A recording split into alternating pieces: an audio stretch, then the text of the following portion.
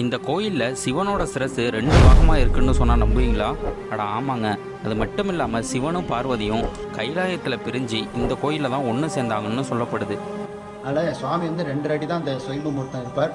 அதேபோல் சிவபூஜை உகந்த ஒரு திருத்தலம். வாழ்க்கையில் எல்லோருக்கும் நிம்மதி கிடைக்கும், ஆனந்தத்தை கிடைக்கும். அது மட்டும் இல்லாமல் இந்த சுவாமி அம்பல திருக்கைலாயத்தில் பிரிஞ்சு இந்த வந்து சேர்றா. அதே போல் கல்யாணம் ஆகி சில பேருக்கு சில சங்கடத்தினால தம்பதி பிரிஞ்சு வாழ்றான்னு சொல்வார்கள். அவளாம் இந்த வந்து தரிசித்தமானால் அந்த பிரிஞ்சவரை இந்த சேரக்கூடிய க்ஷேத்திரம். அதனால் இந்த கோயிலில் இருக்க மூலவர் பேர் பசுபதீஸ்வரர், அம்பாள் பேர் சாந்தநாயகி.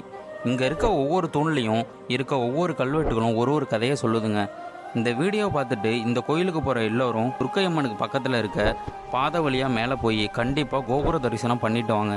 இந்த கோயிலில் இருக்க ஜேஷ்டா தேவியோட திருமண தடைக்கான பரிகாரத்தை பற்றியும் சிவனோட சிரசு ஏன் 2 பாகமாக இருக்குன்றதுக்கான முழு விளக்கத்தையும் நம்மளோட யூடியூப் சேனலில் அப்லோட் பண்ணியிருக்கேன்.